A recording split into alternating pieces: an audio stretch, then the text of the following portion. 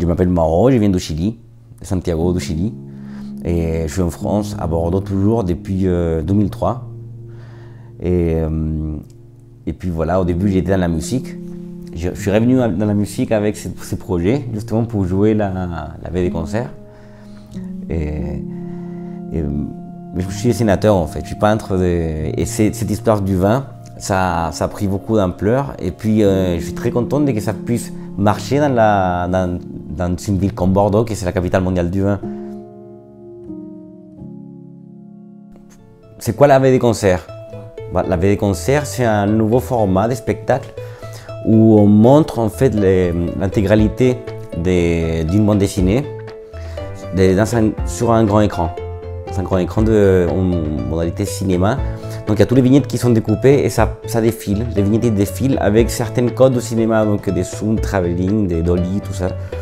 Et nous avons rajouté aussi des animations de 24 images par seconde dans les moments climax de l'histoire.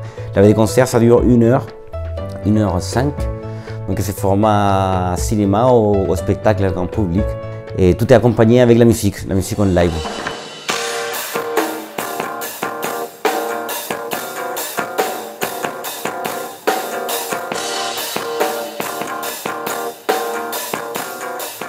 Donc dans le cas de cette veille des concerts de 10 Vincent, il y a deux musiciens, un batteur et un multi-instrumentiste qui joue la guitare, les claviers, il envoie des pistes, et les didgeridoo et puis plusieurs percussions.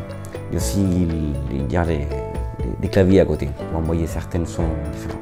Le fait que les gens puissent lire pendant que les images défilent et que la musique elle est vivante, et ça permet que le cerveau se concentre beaucoup plus que quand on voit un film normal où il n'y a rien à faire, où il y a de la voix, il y a des acteurs, tout ça. Donc là, ça oblige les spectateurs à devenir lecteurs dans une dynamique qui est sensorielle. Donc il y a à cause de la musique et aussi parce qu'après les films, comme les films il est fait aux couleurs du vin rouge, à la fin du film, généralement on donne une dégustation du vin qui a servi pour peindre la bande dessinée. Donc du coup il y a les goûts qui rentrent en jeu. Cette bande dessinée raconte la même histoire qui est dans les livres, dans la bande dessinée. Donc c'est une adaptation complète de la bande dessinée.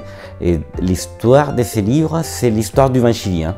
Je raconte l'histoire du vin chilien depuis l'arrivée du raisin au pays jusqu'à ce qu'on gagne le tout premier prix du vin à l'étranger qui s'est à Paris en 1889 à l'occasion de l'exposition universelle.